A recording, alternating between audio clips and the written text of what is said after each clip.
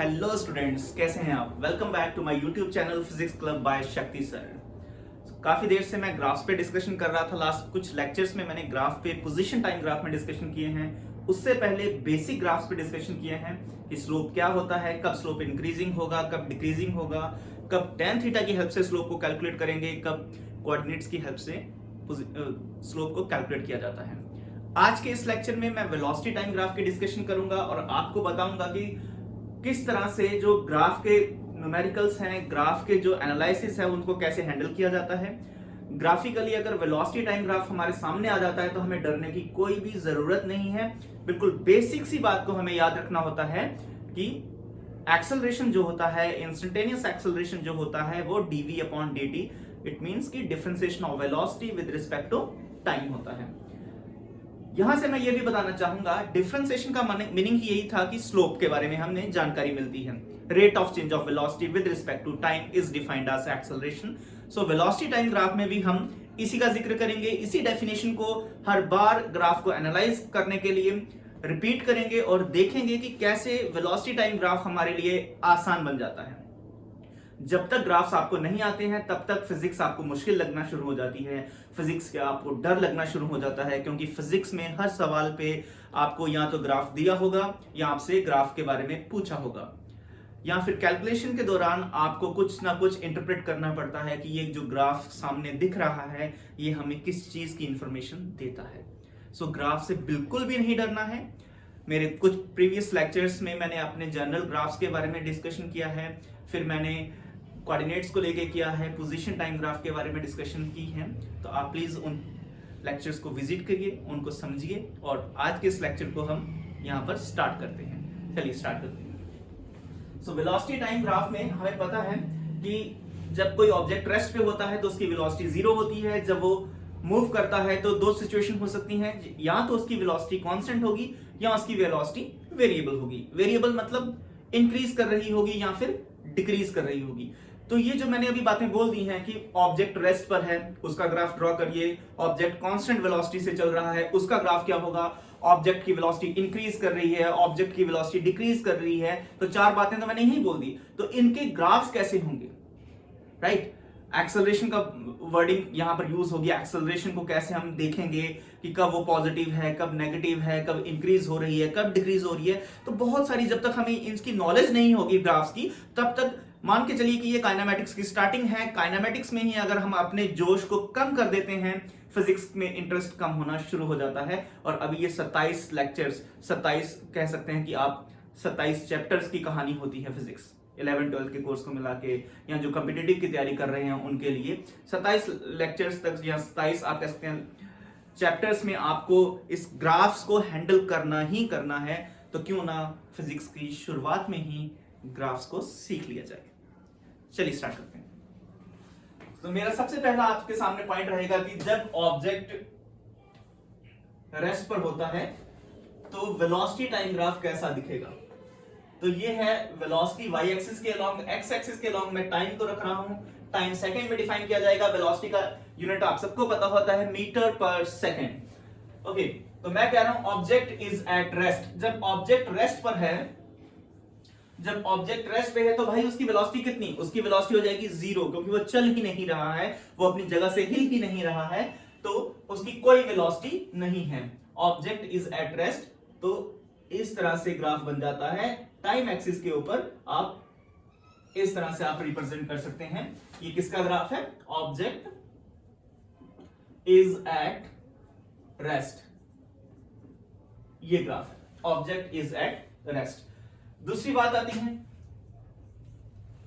कि अब object move कर रहा है, उसकी कुछ कांस्टेंट वेलोसिटी है। तो कांस्टेंट वेलोसिटी को लेके अगर मुझे ग्राफ ड्रॉ करना है तो वो कैसा होगा, चलिए उसको देखते हैं। ये मेरे पास ग्राफ है, velocity time graph. Y axis के लॉन्ग वेलोसिटी है, एक्स एक्सिस के लॉन्ग टाइम है, वेलोसिटी मीटर पर सेकंड में, टाइम सेकंड्स में है। तो कांस्टेंट वेलोसिटी, कांस्टेंट मान लीजिए ये 2 है, ये 4 है, ये 2 मीटर पर सेकंड है, ये 4 मीटर पर सेकंड है। तो ये जो डिजिट्स होते हैं ये कांस्टेंट वैल्यू को रिप्रेजेंट करते हैं, राइट। तो यहां पे मैं इस तरह से एक स्ट्रेट लाइन बनाऊंगा which is parallel to time axis. This graph represent the constant velocity having value 4 metre पर सेकंड। मैं यहां पर यूनिट भी लिख रहा हूं, मीटर पर सेकंड। टाइम की यूनिट हमें सबको पता है सेकंड्स होती है। तो ये जो ग्राफ की रिप्रेजेंटेशन है, this line which is parallel to time axis represents that the object has some constant velocity and the value of the constant velocity is 4 metre पर सेकंड इसकी कांस्टेंट वेलोसिटी है।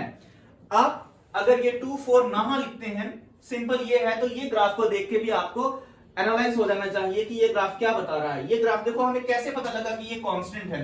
अगर मैं यहां पर 4 लिखता हूं, राइट, या जनरल फॉर्म में मैं इसको v0 लिख रहा हूं, ये 0 सेकंड है, और कुछ टाइम t1 पे, और फिर फर्दर कुछ दूसरे टाइम t2 पे। जब मैं आपसे पूछूं कि t1 पे कितनी वेलोसिटी है, तो आप कहोगे t1 पे वेलोसिटी है v0 की, ठीक है। मैं आपसे पूछूंगा t2 पे कितनी वेलोसिटी है, आप बोलोगे t2 के सामने भी कौन बैठा है, v2 बैठा है। तो ये जो पॉइंट बैठा यहां पर t1 v0, यहां पर t2 v0, मतलब t1 टाइम पे भी वेलोसिटी कितनी, v0, t2 टाइम पे भी वेलोसिटी कितनी, v0। तो इसी तरह से मल्टीपल टाइम स्लॉट्स अगर आप लेते हैं तो सारे कॉरेस्पॉन्डिंग पॉइंट पे वेलोसिटी की वैल्यू कितनी आने वाली है, v0 आने वाली है। यहां से हमें पता लगता है कि ये जो हमारे पास ग्राफ है, किसी भी टाइम पॉइंट पे आपके कॉरेस्पॉन्डिंग जो वेलोसिटी होगी वो v0 है। It means it is a constant value. So any graph which is parallel to the x axis, which is parallel to the time, is constant. तीसरा बात जो यहां पर हम सीखेंगे वेलोसिटी टाइम ग्राफ में, वो मैं यहीं पर आपको जल्दी से बता रहा हूं कि इसकी स्लोप किसका जिक्र करती है। सो slope of velocity time graph. Okay, हमें पता है एक्सेलरेशन क्या होता है, एक्सेलरेशन होता है differentiation of velocity with respect to time, rate of change of velocity with respect to time, right. तो ये जो एक्सेलरेशन है, जिसको हम इंस्टेंटेनियस एक्सेलरेशन भी बोलते हैं, तो यही होता है slope of velocity time graph. Slope of velocity time graph.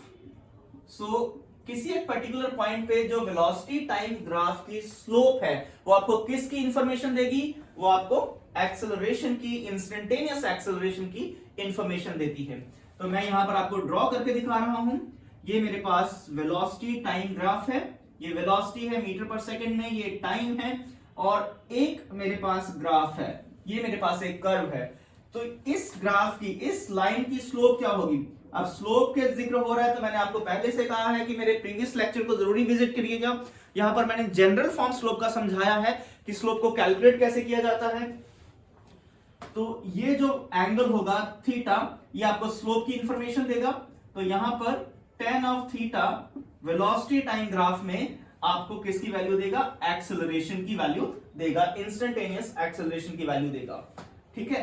तो ये स्लोप होती है। स्लोप किससे कैलकुलेट होगा, tan थीटा से यहां पर कैलकुलेट होगा, और वो किसको रिप्रेजेंट करेगा, एक्सेलरेशन को रिप्रेजेंट करेगा। सो बड़ी आसान सी बात होगी, slope of velocity time graph equals to instantaneous acceleration, slope of position time graph equals to instantaneous velocity.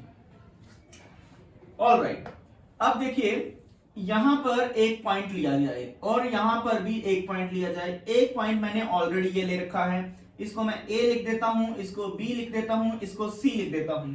सो हमारे पास 3 पॉइंट्स हो गए। तीनों पॉइंट्स x एक्सिस के साथ आप देखोगे सेम एंगल बनाएंगे। अगर ये एंगल थीटा है तो ये भी एंगल थीटा होगा, और ये भी एंगल क्या होगा, थीटा होगा। यहां पर A पॉइंट पे tan theta A equals to acceleration, B point पे tan theta B equals to acceleration, C point पे tan theta C equals to acceleration. It means A point, B point और C point, तीनों points पे जो acceleration की value आने वाली है वो सेम होगी। क्यों सेम होगी, क्योंकि तीनों पॉइंट्स पे जो एंगल की वैल्यू है वो सेम है। सो हम यहां से ये भी कह सकते हैं कि जब भी कभी हमारे पास एक स्ट्रेट लाइन होती है, तो स्ट्रेट लाइन की किसी भी पॉइंट पे स्लोप की वैल्यू सेम रहेगी, या फिर यहां पर इस स्ट्रेट लाइन पे के किसी भी पॉइंट पे एक्सेलरेशन की वैल्यू सेम रहेगी, वेलोसिटी टाइम ग्राफ के स्लोप की वैल्यू सेम रहेगी। ओके, सो ये वाली बात आपको याद रखनी है कि एक्सेलरेशन किसके इक्वल होता है, slope of velocity time graph या फिर dv अपॉन dt। क्लियर है ये बात? अब हम इसका वेरिएशन देखते हैं कि किस तरह से और यहां पर ग्राफ को हम डिस्कशन में ला सकते हैं और किस तरह से हम कर्व ड्रॉ करें कि स्लोप उसकी इंक्रीज करे, डिक्रीज करे, नेगेटिव हो, पॉजिटिव हो, तो वो सारी बात हम यहां पर रखेंगे। चलिए देखते हैं एक एक करके। मैंने रेस्ट का ग्राफ बना दिया, कांस्टेंट वेलोसिटी का ग्राफ बना दिया। अब आपके सामने मैंने बताया कि वेलोसिटी टाइम ग्राफ का जो स्लोप होता है वो इंस्टेंटेनियस एक्सेलरेशन को डिफाइन करता है। तो चलिए हम सीखते हैं कि क्या क्या उसमें वेरिएशंस हो सकती हैं। तो ये है मेरे पास एक वेलोसिटी टाइम ग्राफ, ये टाइम एक्सिस है, ये वेलोसिटी इन मीटर पर सेकेंड। ओके, मैं एक ये कर्व ले रहा हूं, ये एक मैंने कर्व लिया है, इसका डिस्कशन करना है कि इसकी स्लोप क्या है, एक्सेलरेशन यहां पर किस तरह का अपना नखरा दिखा रही है। तो देखते हैं, यहां पर मैं 2 पॉइंट्स लेता हूं, एक ये ले लिया पॉइंट, एक ये पॉइंट ले लिया। किसी एक पर्टिकुलर पॉइंट पे, अभी इससे प्रीवियस मैंने यहां पर जो ग्राफ ड्रॉ किया था, मैंने आपको बताया था कि ए बी सी तीनों पॉइंट्स पे स्लोप की वैल्यू सेम है क्योंकि एंगल जो था सेम था। और मैंने ये भी कहा था कि जब भी कभी स्ट्रेट लाइन होगी तो स्ट्रेट लाइन के किसी भी पॉइंट पे स्लोप की वैल्यू सेम आएगी, लेकिन ये स्ट्रेट लाइन नहीं है। इसका मतलब इसके ऊपर जो डिफरेंट डिफरेंट पॉइंट्स हैं वहां पर स्लोप की वैल्यू सेम नहीं होगी। यहां पर हर पॉइंट पे स्लोप की वैल्यू अलग अलग है, मतलब यहां पर हर पॉइंट पे एक्सेलरेशन की वैल्यू अलग अलग है, क्योंकि वेलोसिटी टाइम ग्राफ का स्लोप किसको डिफाइन करता है, एक्सेलरेशन को डिफाइन करता है। चलिए यहां पर A पॉइंट ले लिया मैंने, यहां पर B पॉइंट ले लिया। दोनों पॉइंट्स पे मुझे क्या करना होता है, ये आपके सामने है।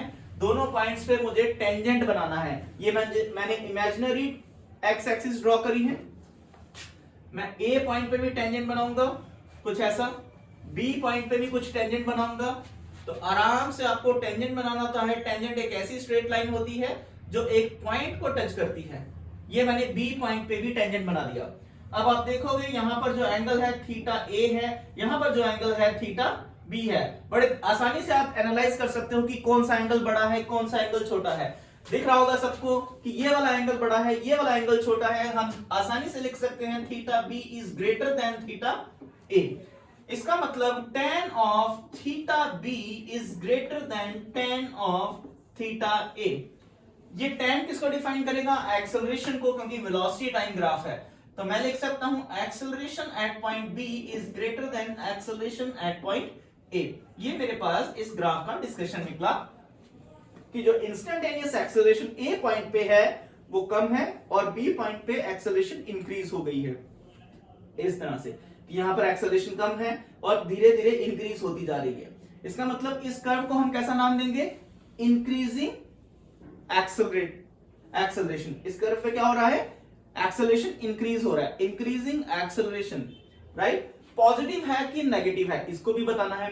अब ये वाला एंगल भी एक्यूट एंगल है, ये वाला एंगल भी एक्यूट एंगल है। इसका मतलब tan ऑफ थीटा B, ये जो वैल्यू आएगी एक्यूट एंगल के कॉरेस्पॉन्डिंग पॉजिटिव आएगी। इसका मतलब ये जो वैल्यू आएगी ये कैसी आएगी, पॉजिटिव आएगी। इसका मतलब जो एक्सेलरेशन होगा वो कैसा होगा, पॉजिटिव होगा। अगेन ये एक्यूट एंगल है, ये जो वैल्यू आएगी ये पॉजिटिव आएगी, तो एक्सेलरेशन भी कैसा होगा, पॉजिटिव होगा। दोनों एक्सेलरेशन पॉजिटिव हैं। A पॉइंट पे भी एक्सेलरेशन पॉजिटिव है, B पॉइंट पे भी एक्सेलरेशन पॉजिटिव है, लेकिन A पॉइंट पे एक्सेलरेशन कम है, B पॉइंट पे एक्सेलरेशन ज्यादा है। ओके, तो यहां से हम क्या लिख सकते हैं कि पॉजिटिव इंक्रीजिंग एक्सेलरेशन। इस ग्राफ का कंक्लूजन क्या निकला, पॉजिटिव इंक्रीजिंग एक्सेलरेशन। ये इस ग्राफ का कंक्लूजन है। ओके, अब हम दूसरा ग्राफ इसका एनालाइज करते हैं। इसके बिल्कुल अपोजिट जो होगा उसको देखते हैं। वेलोसिटी है, टाइम है, तो ये वाला कर्व ले लिया मैंने, ये कर्व ले लिया है ना, ये ऐसा था तो इसके अपोजिट कर्व ले लिया। तीन चार तरह के कर्व आपको जनरली देखने को मिलेंगे और हमें उनको सीखना है कि वो डिफाइन क्या कर रहे हैं, उससे क्या इंफॉर्मेशन हमें मिल रही है। अगेन सबसे पहले जब भी किसी ग्राफ को एनालाइज करना है तो हमें कोई दो पॉइंट लेने हैं, क्योंकि ये स्ट्रेट लाइन तो है नहीं। अगर स्ट्रेट लाइन होती तो जो एक पॉइंट पे स्लोप होती वही दूसरे पॉइंट पे होती। ये स्ट्रेट लाइन नहीं है, इसलिए हर पॉइंट पे स्लोप की वैल्यू अलग अलग आएगी। वेलोसिटी टाइम ग्राफ है, वेलोसिटी टाइम ग्राफ की स्लोप हमें क्या बताती है, आपको याद हो गया होगा। वेलोसिटी टाइम ग्राफ की स्लोप हमें इंस्टेंटेनियस एक्सेलरेशन के बारे में बताती है। चलिए, ए पॉइंट ले लिया हमने, बी पॉइंट ले लिया, दोनों पॉइंट्स पे इमेजिनरी एक्स एक्सिस ड्रॉ कर दीजिए। ये मैंने इमेजिनरी एक्स एक्सिस ड्रॉ कर दी है। दोनों पॉइंट्स पे टेंजेंट बना दीजिए, ये टेंजेंट बना दी मैंने। ए पॉइंट पे भी टेंजेंट बन गया, बी पॉइंट पे भी टेंजेंट बन गया। आपके सामने एंगल दिख रहे होंगे। एंगल हमेशा एंटी क्लॉकवाइज ही लेना होता है। मेरे प्रीवियस लेक्चर आप देखोगे, वहां पर मैंने बड़े अच्छे से बताया है। हालांकि बता मैं अभी भी रहा हूं, लेकिन अभी मेरा मेन फोकस रहेगा वेलोसिटी टाइम ग्राफ और उससे निकलने वाली एक्सेलरेशन की वैल्यूज पे। लेकिन जो जनरल कॉन्सेप्ट होता है कि ये पॉजिटिव नेगेटिव जो भी बातें हैं, वो मैंने बेसिकली जो जनरल ग्राफ की डिस्कशन की है अपने प्रीवियस लेक्चर में, वहां पर आप विजिट करके देख सकते हैं। ओके, ये एंगल बड़ा है, ये एंगल छोटा है, तो मैं लिख सकता हूं theta A is greater than theta B. दोनों एक्यूट एंगल है, राइट, दोनों एक्यूट एंगल है। So tan of theta A is greater than tan of theta B, ऐसा लिखा जा सकता है।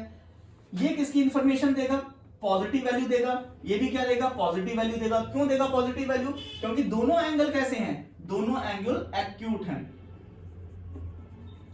दोनों एंगल्स कैसे हैं, एक्यूट हैं, तो ये भी पॉजिटिव वैल्यू देगा, ये भी पॉजिटिव वैल्यू देगा।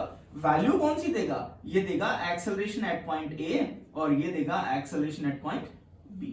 तो ये इस ग्राफ का कंक्लूजन है कि ए पे एक्सेलरेशन ज्यादा है। जैसे जैसे ऑब्जेक्ट आगे बढ़ता जा रहा है, टाइम के साथ साथ एक्सेलरेशन उसकी कम होती जा रही है, लेकिन है पॉजिटिव। यहां भी पॉजिटिव एक्सेलरेशन है, यहां भी पॉजिटिव एक्सेलरेशन। तो कंक्लूजन क्या निकला, positive decreasing acceleration, positive but decreasing acceleration. ये कंक्लूजन निकला इन दो ग्राफ का। नेक्स्ट दो ग्राफ जो हैं उनको डिस्कशन में लाते हैं कि वो क्या बताएंगे हमें। अब हम नेगेटिव के बारे में देखेंगे कि नेगेटिव स्लोप होती है तो एक्सेलरेशन कैसा बिहेव करेगा, राइट।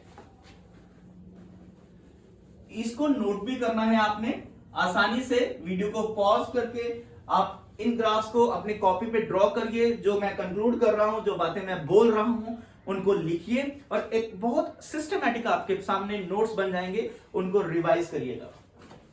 तो मेरे पास वेलोसिटी टाइम ग्राफ का अब ये कर्व है, ये कर्व है मेरे पास। अगेन अब इस कर्व का बिहेवियर हमें बताना है कि यहां पर एक्सेलरेशन किस तरह का खेल खेल रही है। तो मैं अगेन दो पॉइंट चूज करूंगा, यहां पर एक पॉइंट चूज कर लिया, एक पॉइंट मुझे यहां पर मिल गया। दोनों पे मैं क्या करूंगा, इमेजिनरी एक्स एक्सिस ड्रॉ करूंगा। ये देखो इमेजिनरी एक्स एक्सिस ड्रॉ हो गई, राइट। अब दोनों पॉइंट्स पे मुझे टेंजेंट बनाना होता है, तो जब मैं दोनों पॉइंट्स पे टेंजेंट बनाऊंगा तो एक तो ऐसा बनेगा ए पॉइंट पे, बी पॉइंट पे भी मुझे टेंजेंट बनाना है तो वो कुछ ऐसा बनेगा, इस तरह से बी पॉइंट पे टेंजेंट बनेगा। एक्स एक्सिस के साथ टेंजेंट और एक्स एक्सिस के बीच जो एंगल होगा आपको उनको एनालाइज करना है। और थोड़ा सा आपको तरीका मैं बता सकता हूं, ये देखो, ये पेन कहीं इधर को जा रहा है ऐसा, और ये ऐसा। जितना ज्यादा वर्टिकली बेंड होगा, जितना ज्यादा वर्टिकली बेंड होगा उतनी ज्यादा स्लोप होगी। जैसे ये है, इसकी स्लोप ज्यादा होगी ना, वर्टिकली है, और ये थोड़ा ज्यादा इंक्लाइंड है तो इसकी स्लोप, इस पॉइंट पे स्लोप क्या हो जाएगी, कम हो जाएगी। स्लोप दोनों पॉइंट्स पे है, राइट। चलो देखते हैं, ये भी एंगल क्या है, ग्रेटर देन 90 डिग्री, ये भी एंगल क्या है, ग्रेटर देन 90 डिग्री। अब ऑब्टयूज एंगल है tan थीटा, ऑब्टयूज एंगल के साथ नेगेटिव वैल्यू देता है। 10वीं क्लास में tan थीटा का डाटा हम रट के आते हैं, तो आप वहां पर विजिट कर सकते हैं, आर.डी. शर्मा को कंसर्न कर सकते हैं, या फिर 11th क्लास में भी आपको किसी भी किताब के स्टार्टिंग में आपको ट्रिग्नोमेट्री के कुछ फॉर्मूले दिख जाएंगे, चार्ट दिख जाएगा, वहां से आप कंफर्म कर सकते हैं। मेरी बताई हुई बात पे आप यकीन करके मान सकते हैं कि ये जो वैल्यू है, ये जो वैल्यू है, जब थीटा की वैल्यू ग्रेटर देन 90 है, जिसको हम ऑब्ट्यूज एंगल बोलते हैं, तो टेन थीटा ऑब्ट्यूज एंगल के साथ नेगेटिव वैल्यू देता है। ए पॉइंट और बी पॉइंट, यहां पर एक्सेलरेशन की डिस्कशन करनी है, राइट। ये जो वैल्यू है, मैंने कहा यहां पर स्लोप की वैल्यू ज्यादा होगी, क्योंकि ये वर्टिकल की तरफ 90 डिग्री से की तरफ ज्यादा एक्सटेंडेड है और ये कम है। देखो ये है 90 डिग्री, एक ये हो गया, ये हो गया, ये हो गया, ये हो गया, ऐसी। तो जो 90 डिग्री की तरफ है ऐसे, वो ज्यादा स्लोप वाली वैल्यूज होंगी। जैसे जैसे 90 डिग्री से दूर आती जाएगी, स्लोप की वैल्यू कम होती जाएगी। अब बात आती है पॉजिटिव है कि नेगेटिव है, तो चलिए देखते हैं। यहां पर देखो क्या निकलता है कंक्लूजन, दोनों पॉइंट्स पे नेगेटिव एक्सेलरेशन आएगी। Acceleration is negative at point A and B, दोनों पॉइंट्स पे नेगेटिव एक्सेलरेशन आएगी। क्यों आएगी नेगेटिव? क्योंकि एंगल जो है क्या है, ऑब्ट्यूज एंगल है। कहां पर ज्यादा एक्सेलरेशन होगी? यहां पर स्लोप ज्यादा है तो एक्सेलरेशन की वैल्यू यहां ज्यादा होगी, यहां कम होगी। So acceleration at point B is greater than acceleration at point A। यहां पर एक्सेलरेशन की वैल्यू कम है, यहां पर एक्सेलरेशन की वैल्यू ज्यादा है, right. But both are negative, both are negative, दोनों जगहों पे एक्सेलरेशन की वैल्यू नेगेटिव होगी। इसके कॉरस्पॉन्ड नेक्स्ट जो ग्राफ होगा वो ऐसा है, इसको एनालाइज करते हैं। अगेन दो पॉइंट्स ले लीजिए, ए और बी। दोनों पॉइंट्स पे आपको क्या करना है, इमेजिनरी एक्स एक्सिस बनानी है। ये मैंने इमेजिनरी एक्स एक्सिस बना दी, और दोनों पॉइंट्स पे टेंजेंट बनाने हैं। जब मैं दोनों पॉइंट्स पे टेंजेंट बनाऊंगा कुछ ऐसे, तो फिर से एंगल को देखूंगा। ये ए पॉइंट है, ये बी पॉइंट है, इसको मैं थीटा ए लिख दूंगा, इसको मैं थीटा बी लिख दूंगा। अब आप देख सकते हो कि कौन सा एंगल बड़ा है, कौन सा एंगल छोटा है ना, राइट। ये वाला एंगल बड़ा है, ये वाला एंगल छोटा है, इसका मतलब theta B is greater than theta A. दोनों ऑब्ट्यूज एंगल है, both are obtuse angle.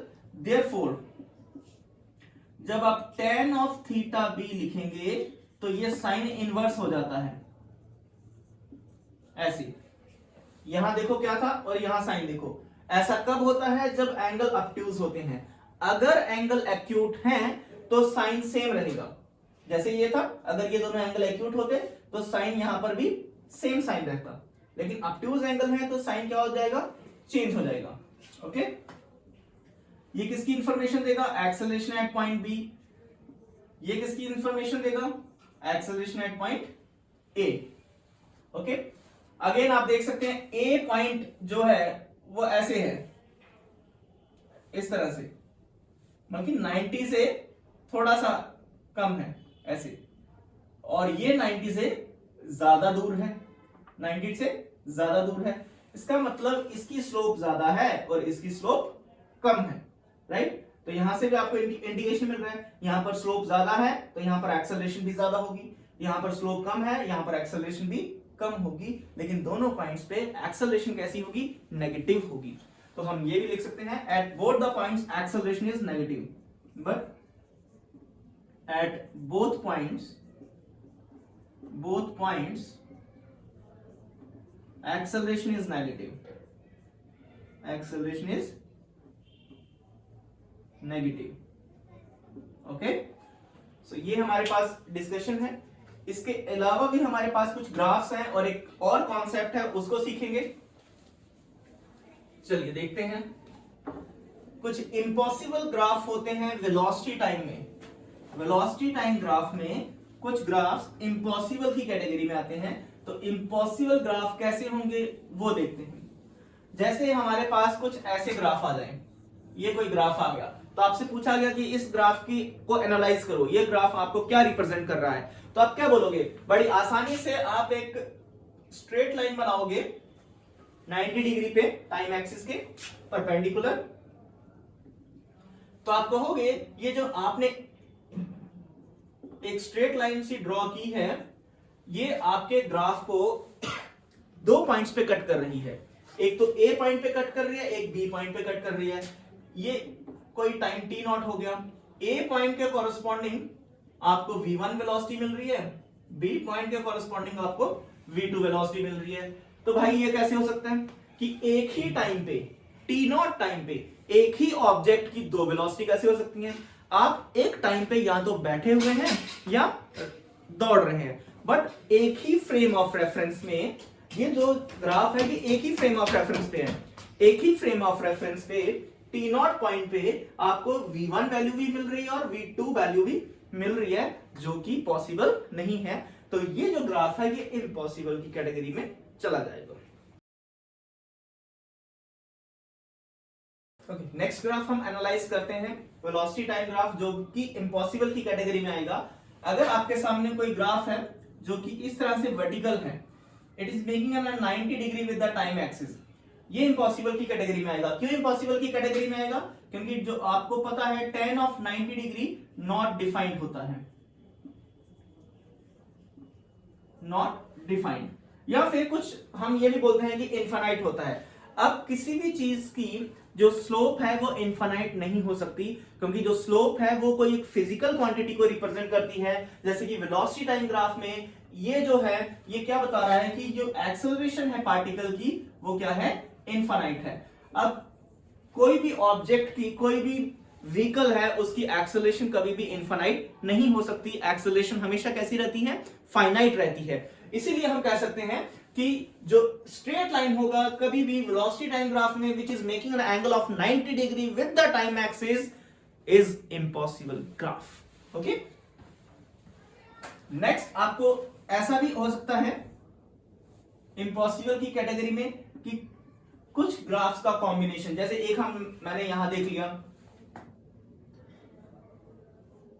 Something like this, ये जो है ये भी इम्पॉसिबल की कैटेगरी में आएगा, क्योंकि यहां पर ये जो पोर्शन है, ये जो स्ट्रेट लाइन आपको वर्टिकल स्ट्रेट लाइन दिखाई दे रही है, वो इसी कॉन्सेप्ट के हेल्प से हम इसको बोल सकते हैं कि ये इम्पॉसिबल की कैटेगरी में आएगा। ओके, ये मेरे पास वेलोसिटी टाइम ग्राफ का छोटा सा एक डिस्कशन है, जो कि आपको मैक्सिमम कॉन्सेप्ट आपको प्रोवाइड करता है। इतनी सी बातों को अगर आप जानते हैं, समझते हैं, आसानी से नोट्स बनाते हैं, उनको रिपीट करते हैं, रिवाइज करते हैं, और छोटी सी बात को याद रखते हैं कि वेलोसिटी टाइम ग्राफ जो होता है उससे हमें इंस्टेंटेनियस एक्सेलरेशन की इंफॉर्मेशन मिलती है।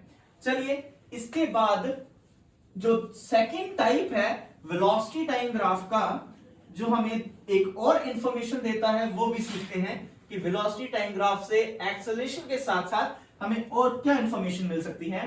तो वो आपके सामने है, ये देखिए, ये है v, ये है t, और मैंने ये एक छोटा सा ग्राफ बना दिया, ये एक छोटा सा ग्राफ बना दिया। ये है एरिया A1 जो कि पॉजिटिव है क्योंकि टाइम एक्सिस से ऊपर है। ये है एरिया A2, इसको नेगेटिव माना जाता है क्योंकि टाइम एक्सिस से नीचे है। ये है एरिया A3। अब हमें सबको पता है कि जो v होता है उसको लिखा जाता है dx upon dt, so v dt equals to dx लिखा जाएगा। जब हम इनको इंटीग्रेट करेंगे बोथ साइड, राइट, जब हम इंटीग्रेट करेंगे तो ये जो चीज आएगी ये किसको रिप्रेजेंट करेगी? आप यहां से डिस्प्लेसमेंट या डिस्टेंस की कैलकुलेशंस निकाल सकते हैं। ये जो है ये किसको रिप्रेजेंट करेगा? Area under velocity time graph, area under velocity time graph, velocity time graph. अब वेलोसिटी टाइम ग्राफ का जो एरिया होता है आपको इस चीज की इंफॉर्मेशन देता है, x या डेल्टा x आप लिख सकते हैं, इसकी इंफॉर्मेशन देता है डेल्टा x। इसका मतलब आप यहां से इस तरह की क्वेश्चन से, इस तरह के कॉन्सेप्ट से आप डिस्प्लेसमेंट को कैलकुलेट कर सकते हैं। डिस्प्लेसमेंट जो कि एक वेक्टर क्वांटिटी है। अगर मुझे डिस्प्लेसमेंट को कैलकुलेट करना है तो मैं क्या करूंगा? मैं पॉजिटिव वाले एरियाज को और नेगेटिव वाले एरियाज को स्पेसिफिकली लिखूंगा। तो ऐसे लिखूंगा, तीनों को मैं मॉड में लिख रहा हूं, A1 minus mod of A2 plus mod of A3। Mod क्या करेगा, इसको भी पॉजिटिव, इसको भी पॉजिटिव, इसको भी पॉजिटिव कर देगा। फिर आपको पता है कि ये जो वैल्यू है, जो टाइम एक्सिस से नीचे है, उसको क्या करना है, आपको माइनस करना है। तो ये माइनस कर दिया मुझे, राइट। मॉड लगाने का बहुत ज्यादा हेल्प मिलती है। मॉड लगाने से एग्जैक्टली क्वेश्चन सॉल्व होते हैं, माइनस साइन की कंफ्यूजन दूर हो जाती है। न्यूमेरिकल जब मैं डिस्कस करूंगा इसके, तो आपको बताऊंगा कि मॉड कितना इंपॉर्टेंट है, यहां पर लगाना मॉडुलस कितना इंपॉर्टेंट है। तो इस तरह से हम डिस्प्लेसमेंट की कैलकुलेशन करते हैं।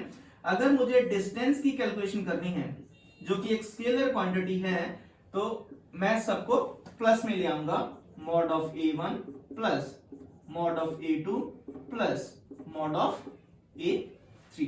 इस तरह से डिस्टेंस और डिस्प्लेसमेंट की कैलकुलेशंस की जाएंगी।